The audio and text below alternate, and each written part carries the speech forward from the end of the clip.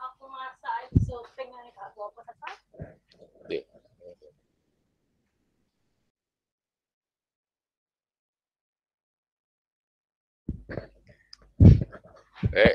Kita mulai aja. Nanti kalau ada yang masih terlambat gak apa-apa, tinggal gabung aja. Assalamualaikum warahmatullahi wabarakatuh. Waalaikumsalam warahmatullahi wabarakatuh. Ya, selamat pagi. Warahmatullahi. Selamat pagi dan salam sejahtera buat kita semua.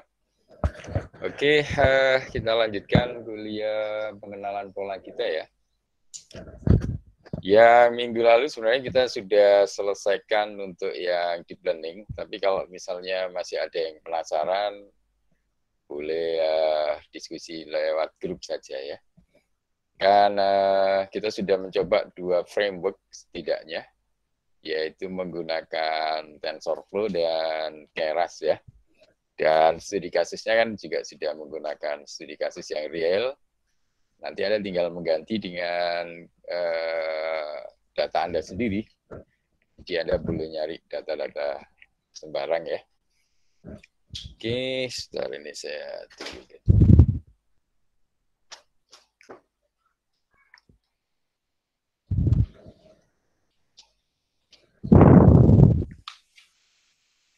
Oke, jadi kita sudah menyelesaikan untuk yang deep learning-nya. Saya kira untuk data-datanya Anda bisa nyari dari mana saja. Dari kemarin saya contohkan dari Badan Pusat Statistik, webnya BPS, atau dari Google Trend, dan lain-lain ya. Atau Anda nyari sendiri, jadi Anda bereksperimen, nyari data Anda kumpulkan. Kan basicnya bisa data berupa gambar, mungkin juga video, mungkin juga gambar. Kalau gambar kan Anda bisa moto-moto sendiri dan lain-lain ya. Mengenali bunga, mengenali kucing, anjing, atau binatang apa saja. Atau juga untuk data-data berupa Excel, yang kemarin untuk Keras kan contohnya bisa dalam bentuk Excel ya. Nah yang hari ini kita coba agak berbeda, jadi tetap untuk pengenalan pola atau klasifikasi, kita akan mencoba metode baru, dan sebenarnya ini masih ada hubungannya dengan sebelum UTS dulu yang linear classifier dan lain-lain itu. Sebentar, ini saya carikan slide-nya. Tadi sudah saya kirim ada 2 slide itu sebenarnya cukup untuk belajar SVM ya. Ini slide yang pertama ini mungkin bisa dilihat. Konsep belajar support vektornya ya. Mungkin Anda sudah bisa mulai nyicil-nyicil untuk tugas proyek kelompoknya. Kemarin saya kira sudah cukup banyak contoh-contoh di deep learning yang hari ini mungkin nanti kalau tidak suka deep learning bisa mencoba support vektor mesin ya. Ini kita ambil dari slide-nya Pak Adi Anto Satrio dari BPPT. Nah, kira-kira ya membahas apa itu support vektor mesin dan bagaimana menerapkannya ya. Dan memprogram nanti kita menggunakan Python Jupyter Notebook seperti biasa ya.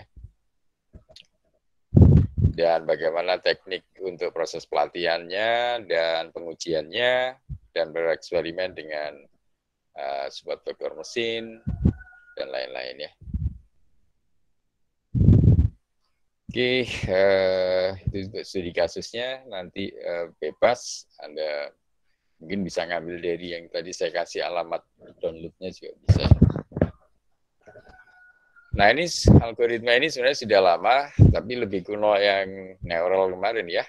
Neural kan lebih tua lagi, tahun 40-an. Kalau support vector ini kan tahun 90-an ya.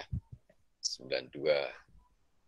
Cuman yang neural network kan sempat vakum, terus lahir kembali menjadi deep learning. Itu kan juga 2000-an ya, tahun 2000-an atau ya 2000-an itu akhirnya menjadi deep learning dan itu sudah kita jelaskan yang lalu. Dan saya kira sudah cukup beberapa pertemuan kita sudah membahas deep learning baik menggunakan TensorFlow, menggunakan Keras yang terakhir ya. Sebenarnya framework yang lain kan masih banyak deep learning seperti PyTorch ya, YOLO dan lain-lain. Saya kira Anda bisa belajar sendiri untuk mengembangkannya. Nah, ini supaya ada pengayaan yang lain, kita coba menggunakan metode yang lain untuk pengenalan pola atau pattern recognition. PR ini pattern recognition yang salah satunya bisa menggunakan support factor ini ya. Setidaknya ada 3 syarat utama untuk bagaimana metode support factor mesin ini bisa digunakan untuk metode pengenalan pola. Ya, itu pertama harus memiliki robustness, jadi dia cukup tegar, cukup bisa mengatasi masalah ya. Kemudian juga bisa muncul secara teori analisisnya, theoretically analisisnya bisa didapatkan. Yang terakhir tentunya visibility, jadi ini bisa diterapkan di banyak bidang yang lain tentunya, visible, jadi artinya masih bisa up to date.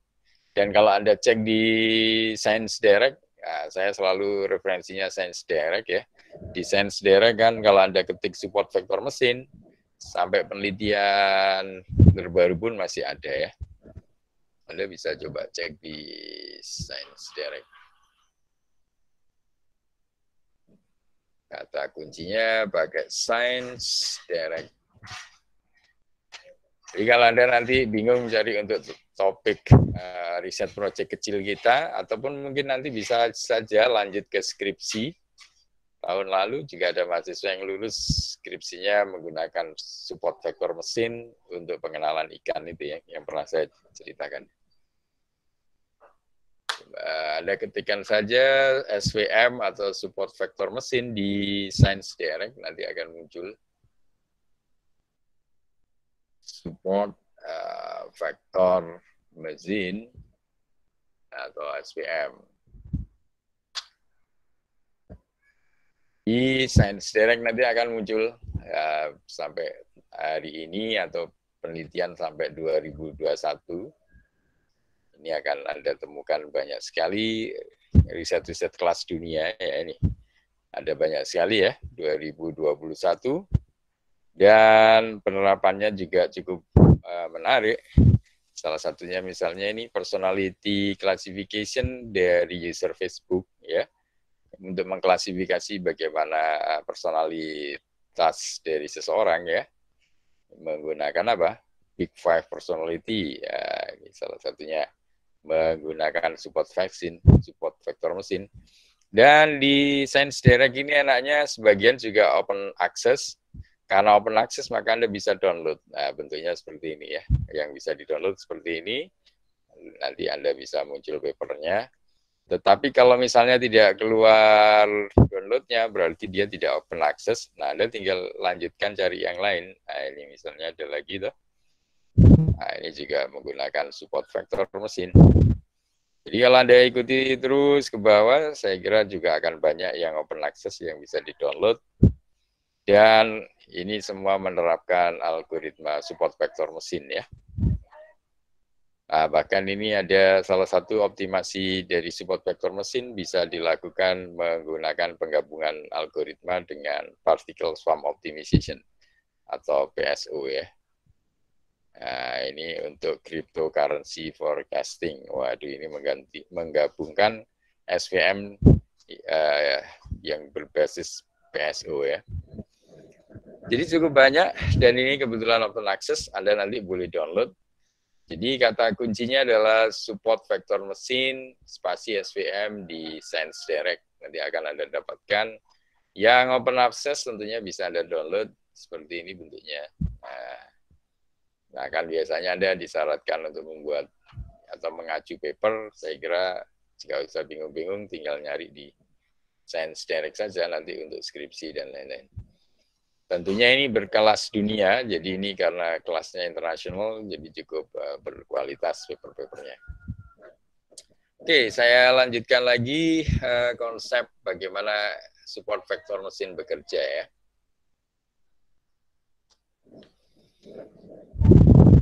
Sebentar, ini ada iklan lewat ya.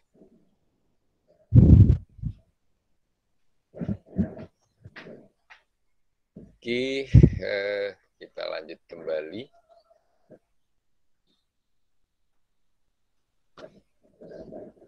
Ya, kemudian secara prinsip, nah secara prinsipnya support vector nation ini menggunakan binary classifier ya,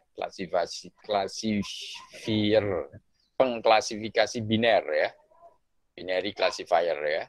Nah, classifier kan sudah pernah kita bahas di awal-awal ya. Memang ciri khas dari pattern recognition atau pengenalan pola itu yang paling basic kan menggunakan linear classifier dan lain-lain yang di awal-awal kuliah kita dulu. Nah, meskipun dia awal-awalnya binary classifier, jadi hanya klasifikasi biner, dia hanya bisa mengenali misalnya biner itu kan 0, 1. Jadi kalau misalnya untuk mengenali yang minggu lalu, apakah orang ini terkena penyakit atau tidak. Nah, kalau terkena penyakit misalnya di kode 1 kelasnya, kemudian kalau tidak sakit kan bisa di kode 0 ya. 1 sakit, 0 tidak. Ini binary classifier contohnya. Nah, terus gimana Pak kalau ternyata kelasnya tidak hanya 2, tidak hanya ya tidak, nah nggak masalah. Jadi classifier yang di support vektor mesin ini sudah bisa dikembangkan juga. Jadi mahasiswa yang pernah saya bimbing kan memanfaatkan SVM ini untuk mengenali 5 jenis ikan ya, yang pernah saya jelaskan. Itu tidak hanya 2 jenis ikan, tapi malah bisa lebih ya, bisa 5 dan seterusnya. Jadi dia memang di awal-awal secara binary classifier, tapi saat ini kan telah dikembangkan juga untuk multi-class problem ya. Jadi untuk permasalahan yang kelasnya banyak ya, lebih dari sekedar biner. Kemudian dia ada prinsip lain, dia mengenal istilah structural risk minimization. Jadi strukturnya ya risiko struktur ya, ini diminimize. Ini nanti saja, ini pada saat belajar mungkin nanti akan bisa diketahui yang dimaksud seperti apa. Jadi harapannya dengan struktur yang sederhana sudah bisa menyelesaikan problem ya. Ini kira-kira gambaran umum untuk SVM. Nah, umumnya untuk klasifikasi biner ya, atau klasifikasi biner, dia membedakan apakah ini square atau circle ya, apakah kotak, apakah lingkaran ini. Ini cara baginya gimana? Anda cukup menggunakan garis pemisah, ya kan? Apakah bentuknya seperti ini, bentuknya seperti ini, atau seperti ini, kan tetap bisa saja ya. Jadi Anda bisa menggunakan variasi yang macam-macam. Dan ini kan sudah pernah kita bahas sebelumnya ya. Jadi untuk klasifikasi model seperti ini, waktu kita belajar linear classification dulu ya. Ini untuk yang pertama, ini untuk kelas yang kedua. Bisa -1, bisa +1, atau bisa 0, bisa 1 sebenarnya. Nah, di sini ada garis tegas untuk memisahkan atau mengklasifikasi 2 pola yang berbeda. Itu misalnya di sini yang garis tegasnya di sini. Nah, kemudian dia kan tidak tepat. Biasanya masih ada ruang. Ya, ada ruang pemisah di antara 2 pola yang diklasifikasikan. Nah, ini yang disebut margin ya. Nah, ini ada margin, ini margin. Kemudian yang tengah ini namanya hyperplane-nya ya. Nah, jadi kita ada garis hyperplane, kemudian dengan space margin di kiri kanannya. Ini kalau ada 2 kasus yang bisa diklasifikasikan bentuk seperti ini untuk binary classification tadi. Nah, di situ kan berarti muncul ada istilah-istilah margin, ada hyperplane, dan seterusnya. Nah, ini penjelasannya ya. Nah, sedapat mungkin, nah ini margin ini bisa minimum kan, distance atau jarak antar ini yang diklasifikasikan bisa, artinya yang kita ambil dia benar-benar bisa memisahkan ya. Minimum distance antara hyperplane and training sample. Ya, itu tadi yang untuk margin. Kemudian hyperplane yang paling baik diperoleh dengan memaksimalkan marginnya. Jadi gambar ini, hyperplane yang terbaik ini, hyperplane yang tengah-tengah ini, yang terbaik adalah memaksimalkan D-nya. Jadi D-nya dimaksimalkan. Jadi dia artinya semakin tegas memisahkannya ya. Hiperplane yang paling baik itu akan melewati pertengahan antara dua kelas. Ya ini tadi ya. Jadi hiperplane yang baik kan bisa membagi kelas secara tepat. Sampel yang paling dekat lokasinya terhadap hiperplane disebut support vector. Nah, jadi di antara ini di antara hiperplane dan margin ini ya, ini antara hiperplane dan margin. Nanti kan ada sampel-sampel ada di kiri kanan ini. Nah, sampel yang paling dekat ya, sampel yang paling dekat dengan margin ini dengan jarak D ini disebut support vector. Nah, ini makanya ada istilah support vector ya. Support vector adalah ini. Jadi objek-objek yang tepat atau paling mendekati marginnya ya. Sampel yang paling dekat lokasinya terhadap hiperplane ya. Ini disebut support vector. Makanya metode kita yang disebut support vector mesin ya. Kemudian ada istilah nanti proses pembelajaran atau pelatihan di SPM, yaitu mencari support vector mencari support vector untuk memperoleh hiperplane yang terbaiknya. Nah, gitu. Jadi yang disebut proses learning, proses pembelajaran, proses pelatihan ya di dalam SPM itu adalah mencari tadi objek atau sampel yang paling dekat lokasinya terhadap hiperplane tadi ya. Itu dicari sampai didapatkan apa? Hiperplane yang the best ya. Sampai dapat hiperplane yang terbaik. Nah, seperti itu. Nah, ini berbeda dengan konsep deep learning kemarin ya. Kalau deep learning kan pencarian untuk proses learning itu adalah mencari bobot terbaik ya. Jadi bobot yang paling optimal sehingga dia menghasilkan apa? Classifier yang terbaik ya, pengklasifikasi atau termasuk pengenalan objek yang the best berdasarkan fungsi aktivasi dan lain-lain. Nah, ini untuk support vector mesin mungkin ada pertanyaan sampai di sini. Jadi ini prinsip basic dari konsep SVM ya. Saya kira ini lebih simpel, tapi meskipun simpel ini bukan berarti tidak cukup canggih untuk menyelesaikan problem ya. Jadi nanti bisa diterapkan di mana-mana ini. Kalau Anda sudah belajar microcontroller, sudah belajar robotics, nanti bisa digunakan untuk robot, untuk membedakan mana pintu, mana bukan pintu, dan lain-lain ya. Sehingga robot tidak sesat, robot bisa melewati pintu. Atau robot bola, pemain bola, robot bola bisa mengenali gawang sendiri, termasuk gawang lawan, atau mengenali teman sendiri dan teman lawan, teman sendiri atau lawan. Itu bisa juga pakai support vector. Jadi nanti penerapannya cukup banyak di real ya, di dunia nyata cukup banyak.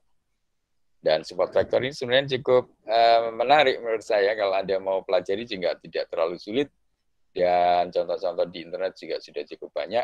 Tinggal Anda kreasikan menggunakan problem-problem Anda sendiri ya. Cukup banyak saya kira. Ini kata kuncinya di sini atau konsep dasarnya di sini, basicnya. Ini jangan sampai tidak paham. Kalau ini tidak paham nanti selanjutnya sulit ya. Ada di sini kata kuncinya. Nah, ini gambarannya. Jadi tadi ada sampel-sampel berupa kotak dan lingkaran ini.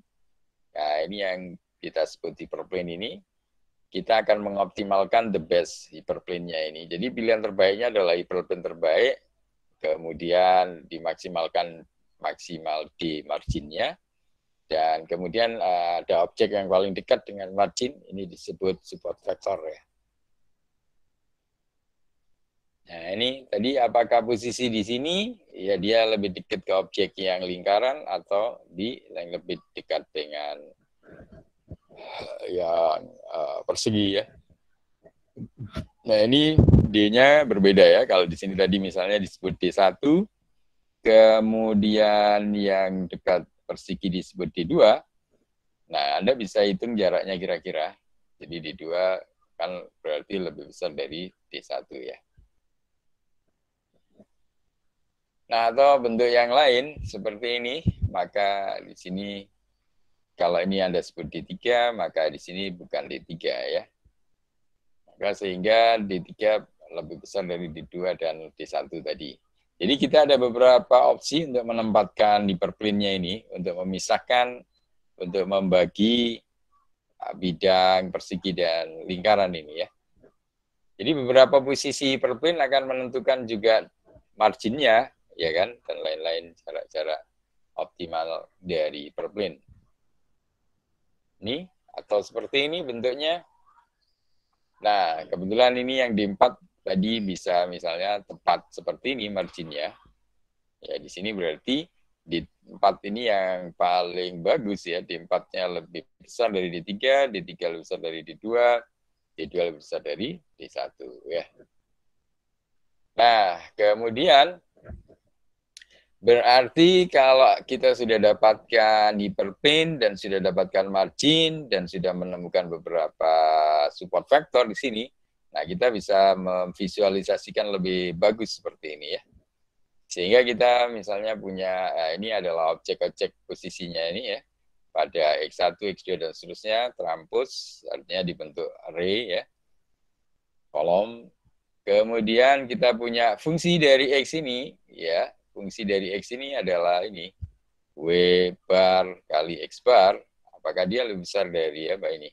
Nah, ditambahkan P, ini sama dengan sigma, ya, dari C ke ukuran dimensinya, dengan mengalihkan W ini, saya nggak tahu ini boleh nggak disebut bobot, jadi ini kalau di planning kemarin kan konsepnya ya bobot ya, ini dikalikan dengan X-nya, X-nya tadi datanya tadi ditambah P bias. Ini mirip sebenarnya di ini, tapi di sini mungkin ya konstanta begitu saja ya.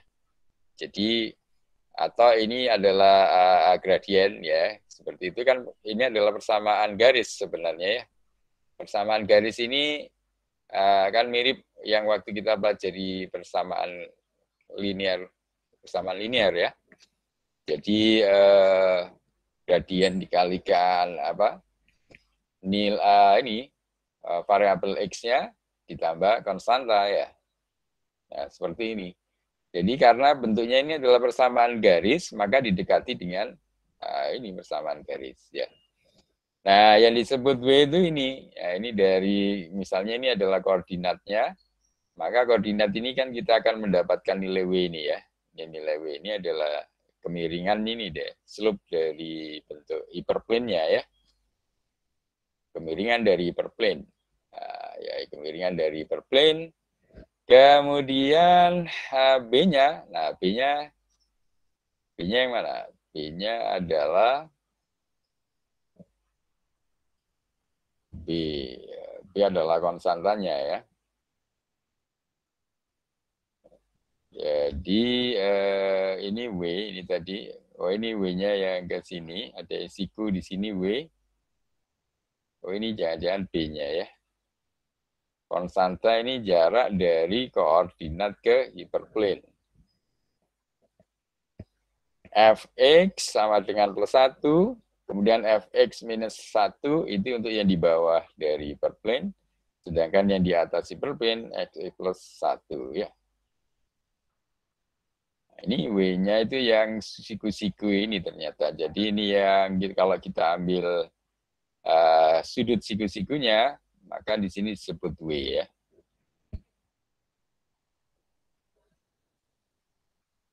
Oke, jadi dari gambar ini sebenarnya bisa dilihat untuk memenuhi, sehingga kita bisa mengoptimasi kira-kira mendapatkan nilai ini ya. Ini konstanta atau bias. Jadi istilah di mesin learning sebenarnya ya hampir sama. Jadi kemarin kita kan juga punya bobot kali input ditambah bias kan di deep learning ya. Ya memang seperti itu. Namun untuk di istilah statistik secara umum kan bisa disebut mungkin gradiennya, kemudian dikalikan variabel independennya ya, variabel terikatnya ya, variabel yang independen ya, yang bebas, variabel bebasnya ditambah bias. Bias ini kan sebenarnya konstanta ya. Seperti itu. Oke, ini bagaimana caranya supaya dapat nilai optimasinya tadi?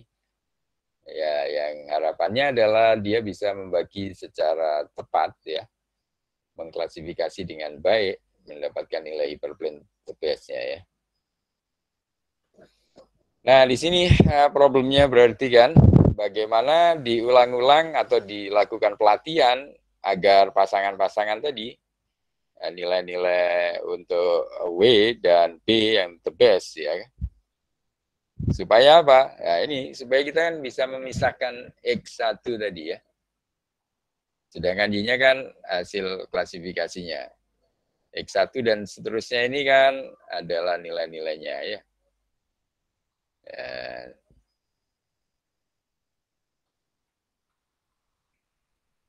X1 dan X2.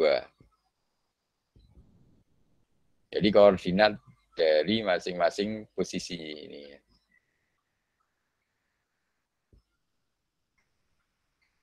Jadi X1 ini bisa disebut inputnya, Y-nya ini adalah pasangan outputnya. Jadi hampir sama sih ya. Jadi kalau di proses pelatihan itu selalu pasangan koordinat ini adalah menunjukkan pasangan input dan targetnya. Atau kadang disebut kelas ya, kelas label ya, kelas label dari pattern ya. Ini adalah patternnya, ini ada kelasnya. Jadi misalnya kemarin untuk kasus ikan, maka X ini hasil pixel dari ikannya, kemudian Y-nya ini apa? Menunjukkan kelasnya, misalnya jenis ikan ikan yang pertama disebut kelasnya 0, ikan yang kedua 1, yang ketiga 2 dan seterusnya ya. Jadi di sini menunjukkan kelasnya, di sini patternnya. Ya. Sedemikian hingga ini agar distance antara hyperplane dengan pattern itu memenuhi ini kan, memenuhi yang tadi. Jadi perkalian W dengan ini ditambah P, kalau kita mutlakkan dibagi bobotnya. Itu apa? Nah, ini harus minimum ya dengan training. Minimum distance antara hyperplane dengan training setnya ya. Jarak hyperplane dengan training setnya yang paling minimum ya, memenuhinya.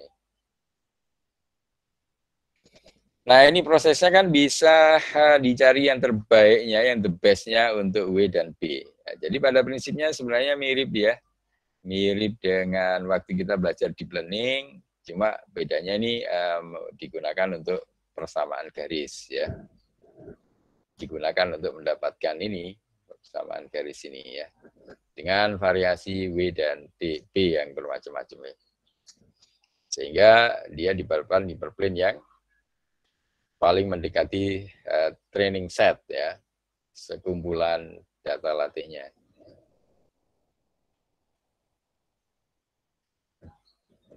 Nah, ini kemudian tadi berarti constraint-nya adalah ini meminimalkan perkalian W dengan inputnya tadi dengan X-nya ditambah B ya. Ini sama dengan 1, artinya dia harus minimal. Kemudian itu disubstitusi persamaan 4 ini ke 3 yang sebelumnya ini. Ini persamaan 3, ini 4-nya. Maka diperoleh apa? Minimum distance antara hyperplane dengan training set sekarang menjadi ini. Nah, ini yang harus dibuat maksimal ya. Jadi meminimalkan W square ini agar memenuhi ini. Pada I1, 2, dan seterusnya sampai habis. Kalau itu adalah berupa gambar, ya itu adalah pixel koordinatnya ya. Dengan demikian, asumsinya maka 100% data bisa diklasifikasi dengan benar jika dia paling mendekati idealnya ini ya.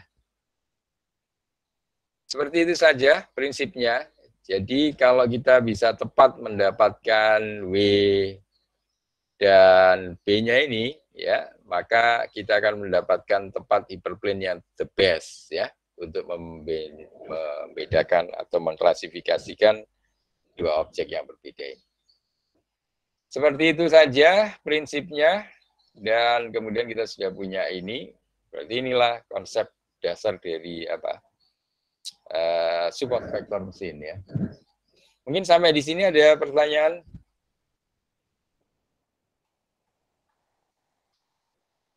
Tidak ada. Oke, kelanjutannya masih bicara dengan bagaimana mengoptimalkan hyperplane-nya atau garis pemisah tadi. Ya, ini ada beberapa metode, salah satunya menggunakan pengali Lagrange.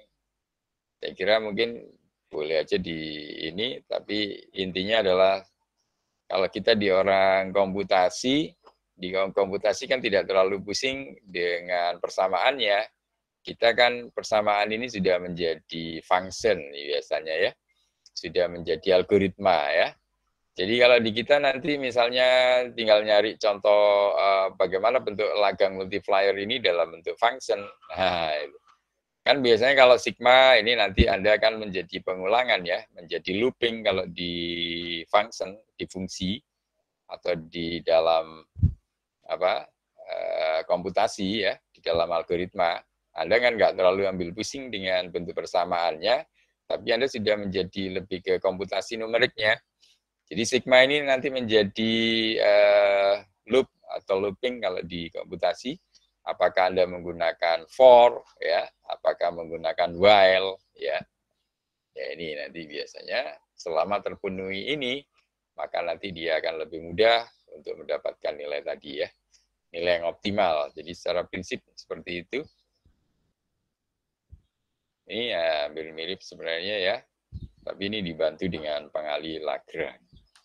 Oke, bisa kita lanjut saja. Ini karena nanti kita lebih menggunakan function saja. Nah, ini tidak terlalu ini. Ada istilah hard dan soft margin, ini tergantung sejauh mana kita bisa mendapatkan nilai yang terbase-nya tadi. Ada istilah soft margin, berarti marginnya dibuat lebih lunak ya. Jadi constraint-nya dibuat lebih lunak untuk bisa dapat nilai terbase-nya tadi. Nah, ini sehingga hasil separating atau pemisahan dari perplane untuk menghasilkan klasifikasi yang terbaik ya seperti ini ya. Agar memenuhi ini, subjek ini, sehingga dapat the best dari perplane-nya ya. Ini bisa kita lihat lah, ini yang tadi menggunakan Lagrange tadi. Jadi marginnya kan sebenarnya ini kalau di secara umum tadi disebut margin. Nah kalau kita menggunakan konsep yang Lagrange kan bentuknya jadi zeta ini ya. Tapi prinsipnya sebenarnya hampir sama saja. Pada intinya kita mendapatkan yang maksimal dari ini dari marginnya dan apa dapat vektor support ini ya, support vektor yang terdekat dengan ini yang kurang lebih yang sama jaraknya ini ya, yang paling minimize ya. Ini istilah-istilah soft margin-nya nggak terlalu ini. Tadi kan berarti butuh untuk menentukan parameter bisa dicoba berkali-kali ini parameternya, tapi ini kan kita yang Lagrange ya. Kita bisa skip saja, nanti kita langsung ke coding saja. Gitu, kalau nggak mau terlalu ambil pusing, sebenarnya di sini kan persamaannya ada C dan sebagainya tadi ya. Mana tadi ada C-nya di Lagrange.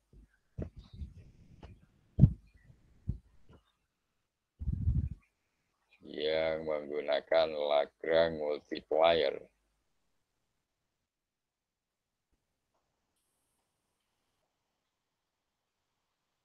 Ada nggak? Ini sebenarnya tidak usah terlalu pusing di sini sih. Ini diganti function saja.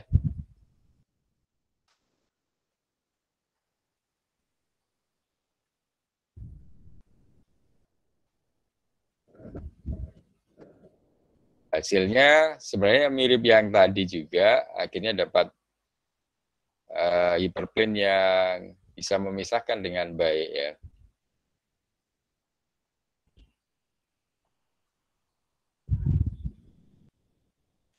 Seperti ini kalau misalnya zeta ini lebih besar 1, itu mengindikasikan bahwa training example terletak di sisi yang salah dari hyperplane ya. Sedangkan kalau dia harusnya lebih kecil dari 1 ya. Cuman kan kita harus dihitung dulu zeta-zetanya ini ya.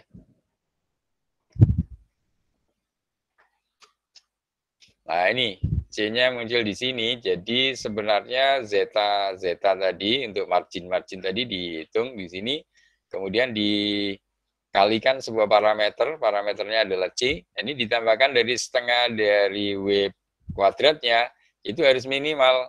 Nah ini harus minimal. Nah untuk mendapatkan ini supaya minimal kan Anda tergantung parameter C ini kan berarti ya. Nah sementara Z-nya kan diperoleh dari Anda mencari marginnya tadi. Nah, berarti apa? Berarti di sini C-nya adalah menentukan. Nah, di sini C-nya adalah menentukan.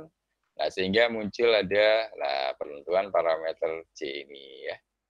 Salah satunya bisa menggunakan cross validation. Wah, ini seperti apa? Ini cross validation ini ada juga di deep learning kemarin ya, untuk meminimalkan error dan lain-lain.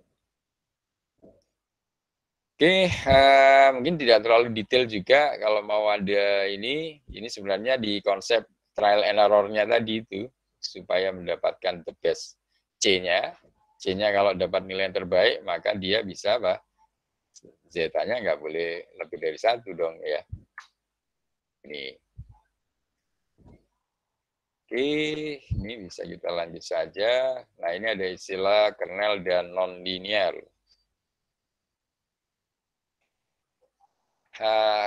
Nanti muncul, jadi kalau kita hanya menggunakan linear, kalau linear berarti apa? Ya ini kebetulan gambar persegi dan lingkaran ini tepat posisinya bagus begini ya. Jadi kita bisa langsung pakai garis lurus. Tapi bayangkan kalau misalnya ini ada satu yang di sini, ada satu persegi di sini, kemudian ada satu ada satu circle di sini. Nah ini begitu Anda tarik garis ini, garis hyperplane di sini, kan berarti ada yang bleset ini. Berarti ada yang bleset. Nah yang blesetnya ini ada zeta, jaraknya ini yang ini. Zeta I, yang ini zeta J ya. Dari sini ya. Ini berarti apa? Berarti kita tidak bisa menyelesaikan dengan bentuk linear garis ini, nanti kita butuh yang non-linear. Nah, ini sebenarnya di support vector kelemahannya ini. Dia awalnya ini, tapi dia ternyata juga sudah diatasi menggunakan yang non-linear ini ya. Ya, menggunakan non-linear SVM ini ya. Dan nanti memperkenalkan ada istilah apa? Kernel ya. Ini kernelnya ini berbeda dengan konvolusi yang waktu kita belajar apa? Kemarin di CNN juga ada ya, atau waktu kita belajar analisis citra kan ada kernel juga yang bentuknya matrik untuk mengalihkan secara convolve.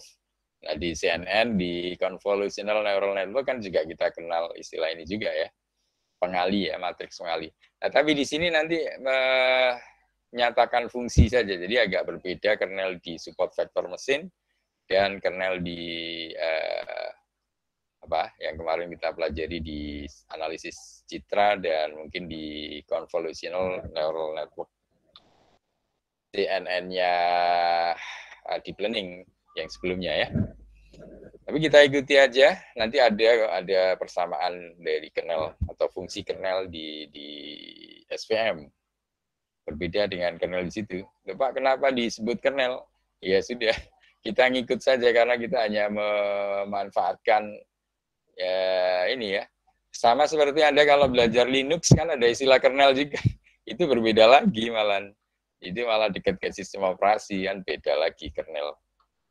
Ini jadi memang ada beberapa istilah kernel yang diperkenalkan di pembelajaran mesin yang berbeda maksudnya. Oke, seperti tadi ini sebenarnya kelemahan dari yang linear tadi, kalau ada data yang ternyata posisinya tidak tepat, begini kan susah kalau hanya pakai garis lurus, maka kita butuh yang non-linear ya. Nah, butuh non-linear ini berarti pengembangan dari yang linear SVM tentunya ya. Nah, ini latar belakangnya dilewati saja ya. Nah, ini nanti kan akhirnya menggunakan fungsi kernel. Nah, fungsi kernel ini adalah kemiripan sepasang data. Nah, ini kan berbeda berarti ya. Kemudian probabilistik model dari data distribusinya nanti bisa pakai Gaussian, Markov, hidden Markov, IAMN ini hidden Markov model. Kemudian pemakaian kernelnya, user memanfaatkan pengetahuannya mengenai domain masalah yang dipecahkan dengan mendefinisikan fungsi kernel untuk mengukur kemiripan sepasang data. Nah, ini kan berbeda. Jadi pengertian fungsi kernel di sini adalah fungsi kemiripan ya, atau untuk mendapatkan kemiripan dari sepasang data. Ya, aneh ya, memang kenapa dikasih nama yang sama ya. Biarin aja ya. Ini memang dari sononya, dari yang nemukan memberi istilah fungsi kernel. Kan kada similarity, similarity, persamaan, kemiripan gitu. Kan function, kenapa nggak gitu ya? Oke, biarin aja dia menggunakan istilah kernel juga. Linear learning mesin yang kemarin, yang tadi ya, maksudnya termasuk yang dulu, yang awal-awal kuliah ya, yang pakai linear, ini memang simple algoritmanya kalau kita pelajari simple dan mudah. Masih yang tadi di awal-awal yang linear support vector mesin tadi kan mudah. Secara matematis juga mudah. Tapi kelemahannya apa? Nah, kelemahannya tadi kan dia tidak mampu kalau mengatasi data yang posisinya agak semrawut ya, yang tertatanya tidak di kiri dan di kanan dengan mudah di garis gitu. Nah, umumnya kan di real world domain, di domain dunia nyata, itu kan non-linear memang dan kompleks. Anda membedakan di kumpulan orang-orang yang lagi berkerumun, membedakan mana yang perempuan dan mana yang laki-laki, kan cukup sulit. Kecuali dia pada posisi yang di soft depan laki, soft belakang cewek, nah, itu baru gampang ya. Kalau pas sholat kan laki di depan, cewek di belakang. Maka kalau Anda memisahkan menggunakan yang linear, bisa. Tinggal dikasih garis, maka Anda sudah bisa mengklasifikasi mana kerumunan laki dan cewek, atau mana tempat soft laki dan soft cewek. Nah, begitu dia berkerumun di jalan atau di tempat-tempat tertentu, tempat-tempat keramaian, di pasar, di situ ada cowok, ada cewek. Nah, itu yang real world seperti itu. Bagaimana Anda pakai garis lurus? Ya kan sudah nggak mungkin ya. Makanya digunakanlah non-linear. Kira-kira konsepnya seperti itu. Nah, ini memperkenalkan ada representasi data dan kernelnya tadi ya. Nah, ini dibaca sebentar. Jadi bentuknya seperti ini, representasi datanya. Nah, ini memperkenalkan ada hukum atau hukum Newton ya, gravitasi Newton. Ya, ini sebenarnya seperti ya G ya, kalau di gravitasi ya, di mana kali ini percepatannya ya. Ini di Newton's Law. Kemudian akhirnya apa? Dapatlah G X, Y, Z untuk domain X, Y, Z sama dengan, nah ini didekatinya sudah pakai len ini. Wah, ini tidak sekedar linear berarti kan. Ini menggunakan len. Dan seterusnya, ini sudah semakin rumit ya. Ini diikuti saja, ini persamaannya sudah agak lebih rumit.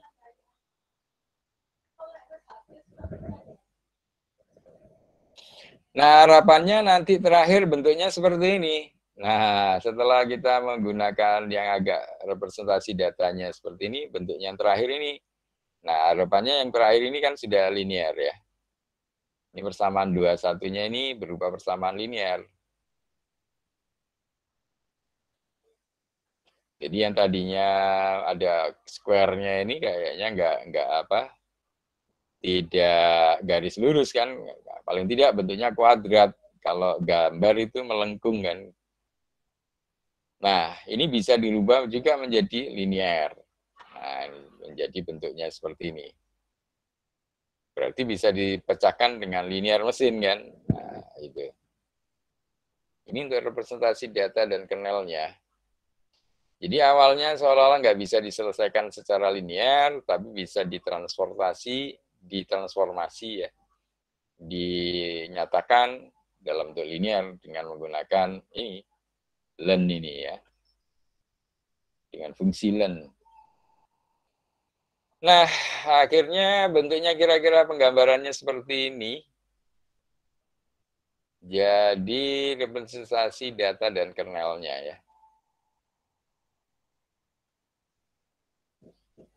Ini two-dimensional training with positive example as black circle and negative example as white circle. Jadi kita punya yang hitam, lingkaran hitam, dan lingkaran putih. Nah ini bentuknya seperti ini kan nggak mungkin Anda pakai garis tadi ya. Anda sudah nggak mungkin pakai garis ini. Jadi karena dia tempatnya sudah berkerumun di sini, kalau Anda mau pakai garis, wah seperti apa rumitnya. Makanya ini harus pakai non-linear. Nah ini, maka ya setidaknya pakai yang bentuk ini. Tentu di session boundary ini harus lebih kecil dari 1 dan seterusnya.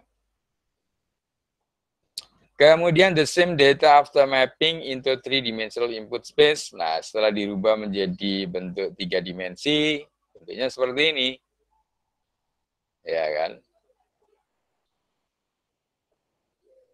Nah, begitu sudah seperti ini, maka lingkaran tadi sekarang mirip linear ini ya, meskipun bentuknya dalam bidang ya. Nah, ini become linear decision boundary in 3 dimension, tapi tetap dalam 3 dimensi ya. Nah, ini cara representasi data dan kernelnya. Ini yang kira-kira idenya seperti ini untuk menyelesaikan problem yang non-linear, tetap kayak dibawa ke linear, tapi perlu transformasi ke 3 dimensi dulu. Ini ya. Nah, harapannya nanti begitu sudah kena pemisah ini, meskipun dalam bentuk kayak datar ini, bidang datar, ini akhirnya bisa dipisahkan mana yang circle black circle atau lingkaran hitam, dan white circle, yang lingkaran putih ada di sebelah sini, yang hitam di sini. Nah, dengan demikian kan Anda bisa memisahkan ini sudah ya. Nah, ini sudah tidak pakai garis lurus, tapi bidang lurus, bidang datar. Nah, yang tadi bentuk begini, sekarang dalam bentuk begini. Nah, ini representasi atau menyatakan dia dalam bentuk lain ya. Nah, ini kelebihan dari kernel seperti ini. Ini bisa dipahami ya konsepnya ya. Nah, sehingga tadi yang seolah bentuknya tidak linear kan akhirnya sekarang mirip ini, menjadi bentuk lain ya. Bidang datarnya kan sekarang kalau dilihat dari samping kan jadi begini juga. Maka yang lingkaran hitam ada di bagian dalam, yang lingkaran putih ada di atasnya. Nah, ini tadi padahal asalnya adalah bentuk lingkaran ini ya.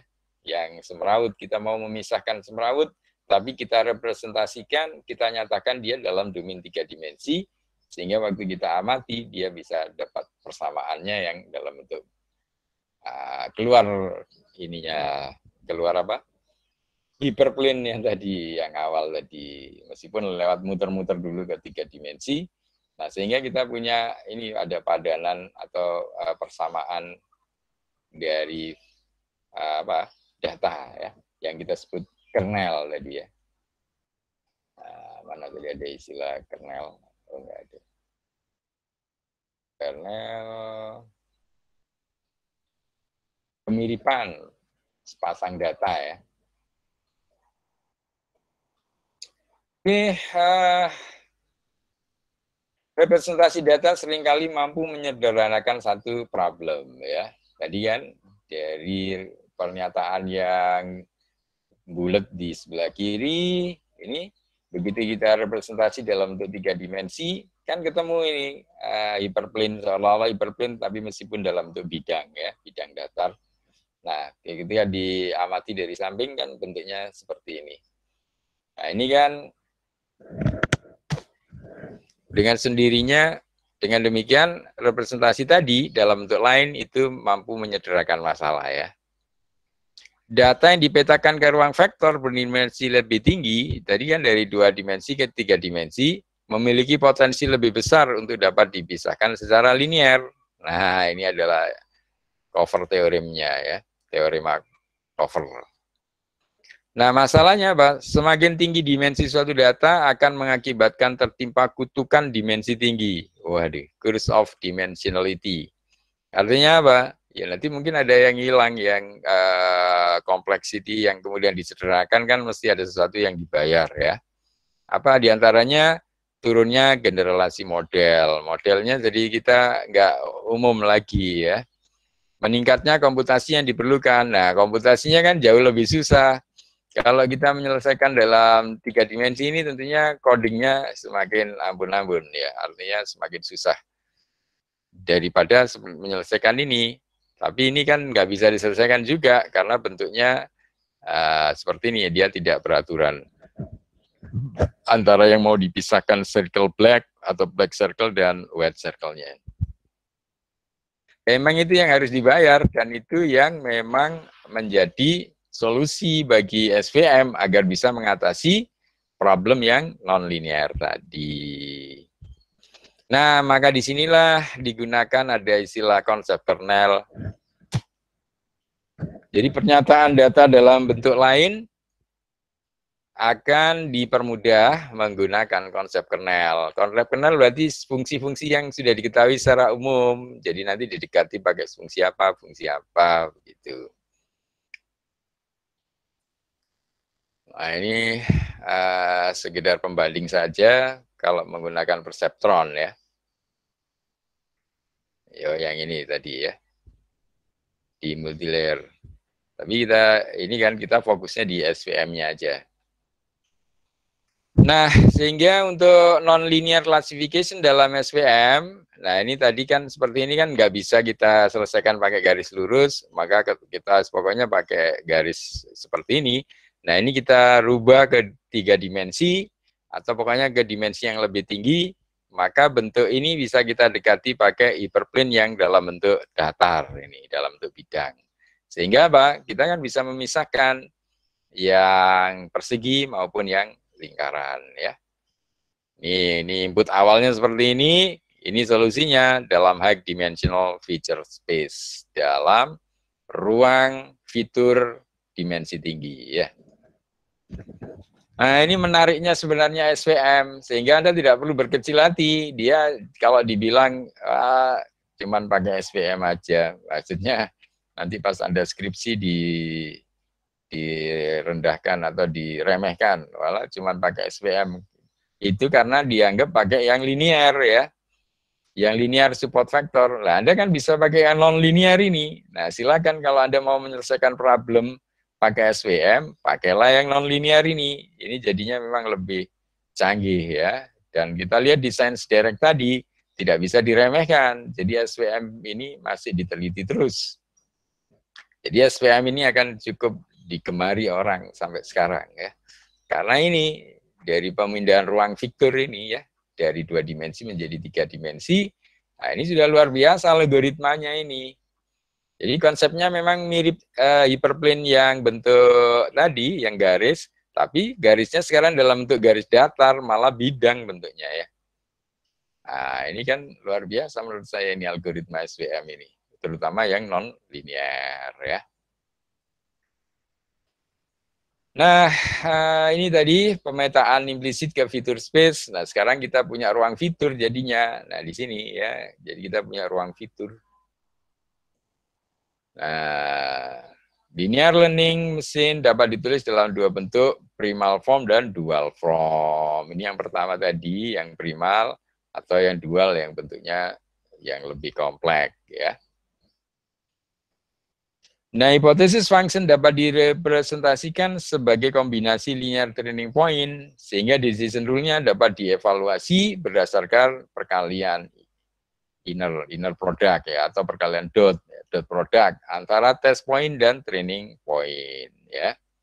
Keuntungan dual form, dimensi fitur space tidak mempengaruhi perhitungan, informasi yang dipakai hanya gram matrix atau matrix gram.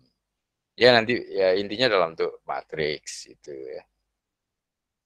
Ini bentuk gram matriksnya dari tadi masing-masing data pasangan data tadi ya. Bukan pasangan data, kalau ini sama-sama X-nya. Kalau X sama Y pasangan, tapi kalau ini berarti ya dirinya sendiri, tapi sudah dalam bentuk domain yang berbeda ya. Dalam bentuk gram matriks. Nah, disinilah diperkenalkan fungsi kernel. Representasi yang dual form tadi, kan tadi bisa dalam bentuk primal maupun dual ini. Jadi yang pertama ini bisa dinyatakan dalam primal, ada yang dual.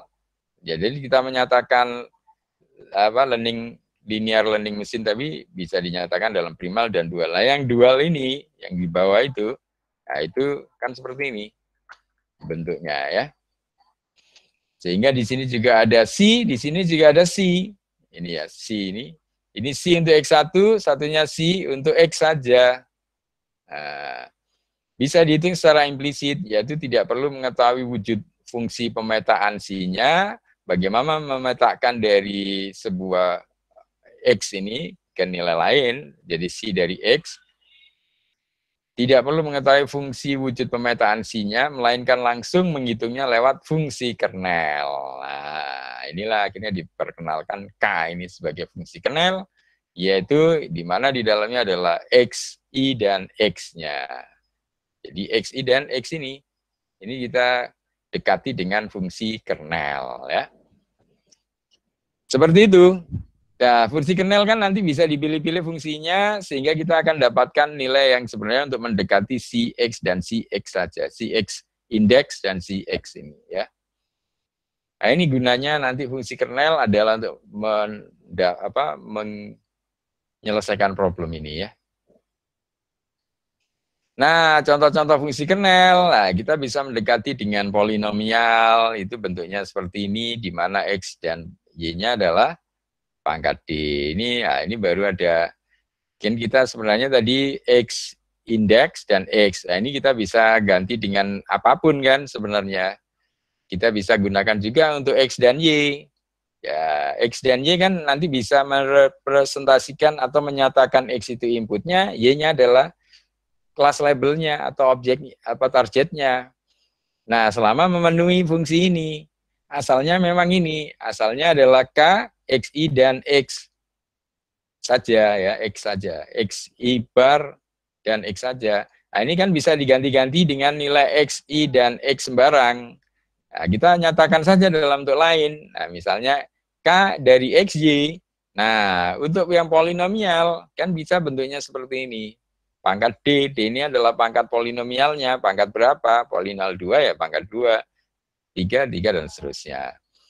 Tetapi juga bisa didekati dengan Gaussian. Nah, fungsi kernel Gaussian, ya kita berarti pakai eksponensial Gaussian. Ini rumus Gaussiannya, nanti XY-nya yang diganti-ganti. Ya kan?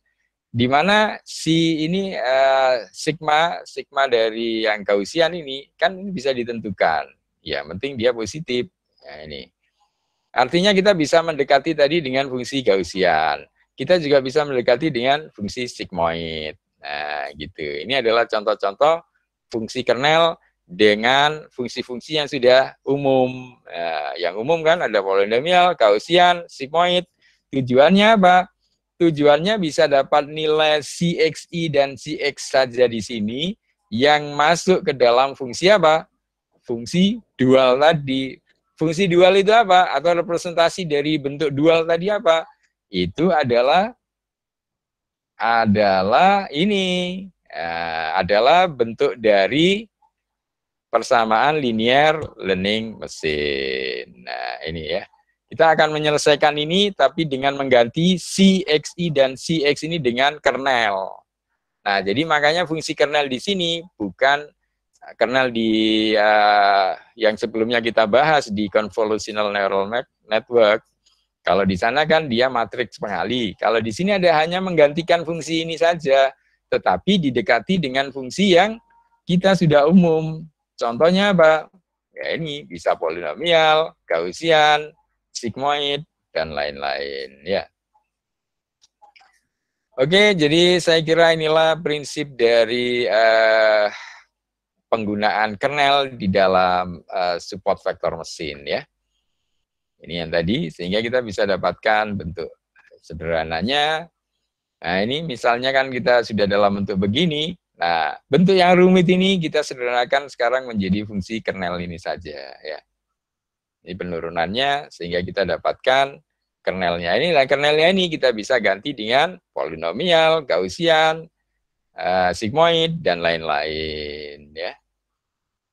Oke, jadi ini saya kira akhirnya nanti Anda bisa menggunakan untuk menyelesaikan problem. Misalnya ini berdasarkan berat dan tinggi seseorang, apakah dia bisa menjadi cocoknya jadi atlet sepak bola atau sebagai atlet sumo ya. Sumo ini gulat ini. Dari berat dan tingginya ya, dan lain-lain. Jadi banyak kasus-kasus yang bisa Anda selesaikan menggunakan pendekatan tadi ya. Pakai kernel tadi bisa. Ini contoh datanya. Metode kernel data tidak direpresentasikan secara individual, melainkan lewat perbandingan antar sepasang data. Ya kan tadi kan tinggal dibanding-bandingkan. K dari A1, K dari K-nya ini adalah kernel dari masing-masing. Nanti akan diperoleh apa? Representasi data dari masing-masing. Oke, seperti itu kira-kira. Mungkin ada pertanyaan? Kalau yang lanjutannya saya kira ini ya tadi ini sebenarnya ya. Oh ini yang tadi sudah kita selesaikan berarti ya. Sampai di sini ini kelihatannya contohnya. Mungkin kalau ada yang mau bertanya silakan. Tadi sudah saya kasih contoh untuk penerapannya ya. Anda bisa masuk ke grup. Di grup tadi ada contoh di link ini yang bisa Anda klik. Jadi kalau Anda contoh di grup tadi, itu adalah contoh untuk penyelesaian menggunakan mana? Salah. Yang contoh SPM ini ya.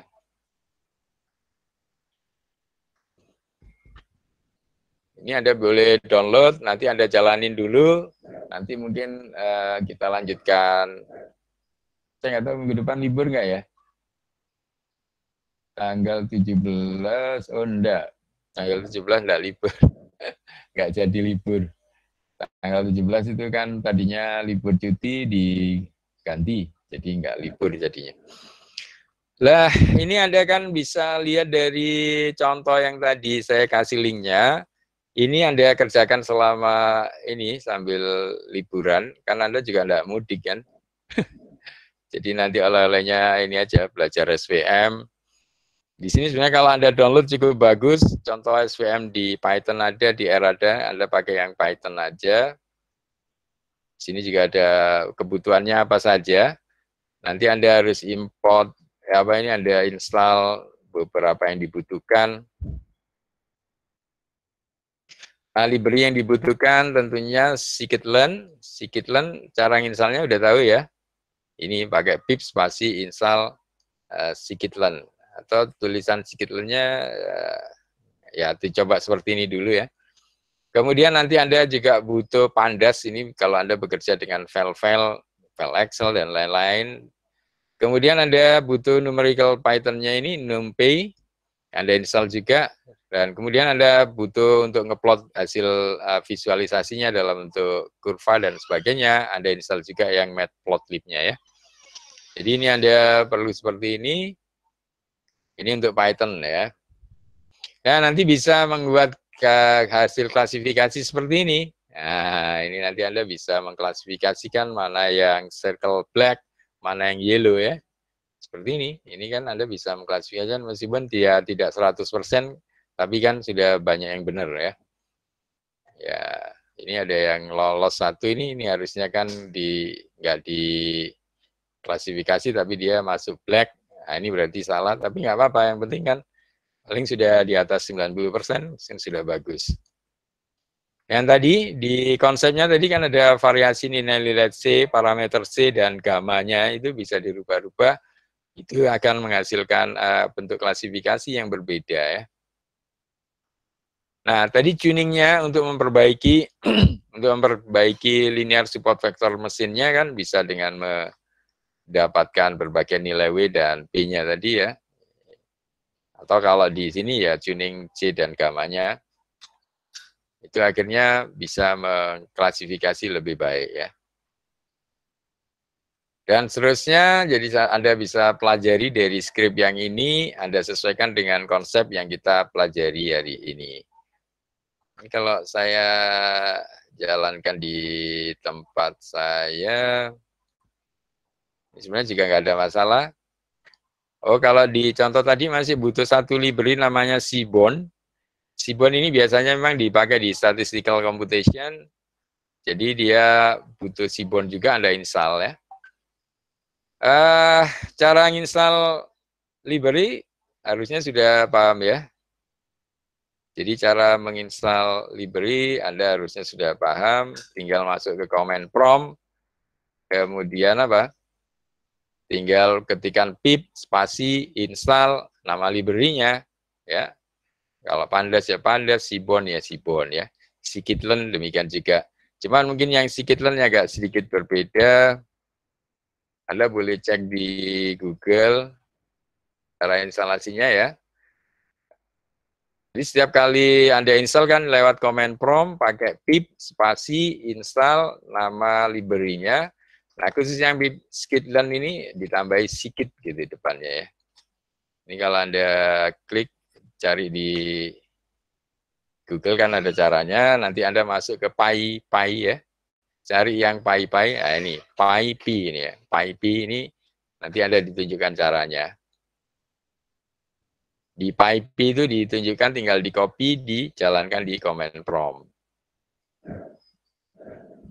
Nanti Anda akan dapatkan versi the last versionnya yang terbaru. Ini ya. Jadi pertama ngeceknya pokoknya setiap kali kesulitan Anda mau nginstal, ketik saja pip spasi install pip install spasi nama library-nya ya, ketik di Google, nanti cari yang PyP ini https py, nanti ada penjelasannya. Nah, seperti ini. Nah, khusus untuk menginstal pip install sedikit kan ada tulisan Scikit-nya ini ya, tidak escalent seperti yang di penjelasan tadi. Mana tadi? Nah, di sini kan tulisannya pip install escalent ya. Tapi yang benar adalah ini, pip install spasi Scikit-learn gini ya. Ini tinggal Anda copy to clipboard. Nah, ini tinggal dijalankan di command prompt. Jangan lupa kalau menjalankan command prompt harus selalu menggunakan user administrator ya. Ini run as administrator. Nah, seperti ini ya. Sudah, nanti Anda ketikkan yang tadi copy dari sini. Ini dijalankan di command prompt. Kalau sudah ada, nanti dia akan bilang already satisfied. Kalau belum, ya nanti Anda akan diinstal proses. Ya, punya saya sudah saya install, jadi mestinya nanti already satisfied. Nah, seperti ini ya. Requirement already satisfied. Nah, ini berarti sudah ada ya. Nggak masalah, jadi Anda nanti tinggal lakukan hal yang sama. Jadi ini kalau sudah pernah diinstal akan pesan already satisfied. Ini kalau Anda belum, nanti diinstal dulu. Nah ini, jadi cara installnya tadi di pip, ini pip spasi install, Scikit-learn ada Scikit-nya ini. Nah, nanti kalau Anda sudah pernah install, nanti akan keluar muncul requirement already satisfied, gitu ya. Jadi sudah ada di set paket Python Anda ya. Kebetulan saya pakai Python 388, dia akan muncul di sana, Scikit-learn-nya Nah, ini punya saya adalah versi 0241. Kalau dibandingkan di sini, ini adalah 0242 sebenarnya ya. Nah, kalau seperti ini tinggal diupdate. Kalau Anda pingin yang the best, yang terbaru, the last versionnya, tinggal caranya yang seperti ini, pip install scikit-learn update gitu ya. Tinggal diupdate saja. Jadi kalau misalnya Anda punya saya kan terinstall di mana tadi? Ini 0241, padahal yang terbaru adalah 0242. Jadi Anda bisa pakai pi, dikasih update. Nah, gini ya. Itu kalau mau di update. Tapi kalau mau tetap yang versi sebelumnya juga tidak apa-apa. Kalau mau pakai yang update, tinggal tambah update. Cuman ya masih butuh waktu. Ya. Tapi sudah muncul juga di versi yang terbaru saya, dianggap sudah paling up to date ya. Oke, kira-kira seperti itu. Jadi nggak masalah Anda pakai versi yang terbaru. Jadi pakai versi yang terbarunya adalah 0242 untuk scikit-learn-nya. Ini Anda ikuti semua, termasuk yang ada di sini. Ini nanti bagusnya di contoh ini kalau Anda ikuti support vektor mesinnya ini, nah ini yang gambaran tadi, ini akan mengklasifikasi mana yang yellow circle dan black circle. Ini memang pastinya sulit dipisahkan karena posisinya ada yang campur di sini. Nah ini memang tantangan dari support vektor mesin, namun nanti berapa persen keberhasilannya ini yang nanti bisa di-tuning ya, dengan parameter tadi. Nah, ini dengan men-tuning parameter C salah satunya. Nah, harapannya dia bisa lebih bagus hasilnya. Ini ya. Nah, ini juga menggunakan datasetnya. Nah, ini diperoleh 90% ya. Kemudian untuk pengujiannya, ini tadi untuk pelatihannya 90%,8. Yang untuk testingnya malah 93,0 ya. Ini jadi dari contoh tadi sudah bisa Anda pakai belajar selama libur mungkin, kalau Anda mau belajar. Dan ini hasil-hasil lainnya untuk mendapatkan ini termasuk visualisasi gambarannya. Nah ini. Untuk kasus klasifikasi yang lain, ini lebih susah lagi kan. Ini malah tidak hanya 2 kelas, tidak hanya yellow circle sama black circle, tapi ini juga ada green circle, blue circle, red circle, dan lain-lain. Diklasifikasikan dengan kelas yang lebih multi kelas ini, tidak sekedar binary kelas. Nah, di sini juga sudah menggunakan kernel. Nah, yang menggunakan kernel juga sudah bisa mengklasifikasi dengan baik. Nah, ini yang menggunakan kernel. Jadi kernel tadi bisa mendekati pasangan data tadi ya, menggunakan polinomial, Gaussian, sigmoid, dan lain-lain ya. Menggunakan fungsi-fungsi yang sudah umum kita ketahui. Nah, ini saya kira ini contoh-contoh yang Anda bisa pelajari. Nanti tinggal datanya Anda pakai data Anda sendiri. Nah, salah satunya yang dipakai mahasiswa saya untuk mengenali klasifikasi ikan ini ya, yang dulu dikerjakan mahasiswa angkatan berapa ini? 14. Nah, ini dipakai untuk mengklasifikasi ikan.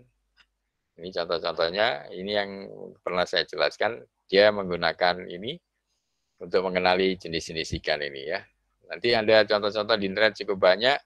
Nah, caranya kalau dia ini didapatkan fiturnya dulu, ekstraksi fiturnya, baru diklasifikasi menggunakan apa? Dia kata kuncinya sebenarnya bukan di sini. Ini kan dalam bentuk koordinat pixel untuk masing-masing ikan dalam bentuk fitur, ekstraksi fiturnya. Nah, kemudian jenis-jenis ikannya itu dikasih label yang seperti kemarin ya. 0, 1, oh dia mulai 1, jadi 1, 2, 3, 4, 5 karena ada 5 jenis ikan. Kemudian, nah trainingnya dia pakai mana ya? Ini pakai linear support vector ya. Dia pakai SVC yang linear support vector. Perintahnya tinggal begini saja. Ya, ini contoh ini juga ada di yang tadi yang Anda download ya. Oke, ini jadi contoh yang sudah menggunakan contoh real untuk mengklasifikasi beberapa jenis ikan. Dan nanti bisa kelihatan hasilnya. Apakah berapa persen keberhasilannya ya. Oke, saya kira untuk hari ini seperti itu. Mungkin ada yang mau ditanyakan. Silakan kalau ada yang mau tanya. Jadi ini support vector ini saya kira menurut saya yang paling menarik untuk saat ini ya. Selain deep learning yang kemarin. Jadi deep learning juga masih terus diteliti orang. Bahkan sekarang juga ada tren untuk menggabungkan deep learning dengan support vector. Jadi namanya hybrid algorithm ya. Tapi nggak tahu nanti perlu atau tidak. Saya kira Anda mempelajari satu-satu aja sudah cukup pusing kalau Anda serius. Tapi nanti kalau Anda bisa mengerjakan pakai support vector, saya kira banyak manfaatnya ya. Anda bisa gunakan untuk mengklasifikasi apa saja ya. Seperti yang contoh di ini di Science Direct tadi kan cukup banyak aplikasi problem penerapan di lapangan ya. Mengklasifikasi sifat personalitas dari seseorang dari Facebook aja bisa ya. Dan lain-lain. Tentunya ini Anda mengambil dari API-nya Facebook ya datanya. Dan lain-lain. Jadi cukup banyak penerapannya di sini. Anda lihat di di Science Direct kalau Anda mau nyari ide-ide. Kalau hanya untuk sekedar skripsi mahasiswa S1, saya kira sudah lewat ya. Karena di Science Direct ini rata-rata yang lulus kan mahasiswa S3, S2, dan sebagainya. Jadi kalau Anda mengacu ke Science Direct, ini sudah layak saya kira untuk mau dijadikan skripsi. Atau mungkin sekedar proyek kita ya kecil-kecilan, datanya nggak usah banyak-banyak, nanti waktu skripsi datanya diperbanyak gitu.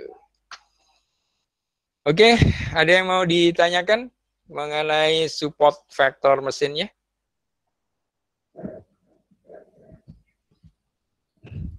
Jadi sebenarnya kalau Anda mau tanya tadi juga boleh pada saat saya jelasin konsep, biar saya nggak lupa, Pak mohon izin tanya gitu. Atau mau proyeknya kira-kira sudah jelas atau seperti apa? Nggak ada yang tanya?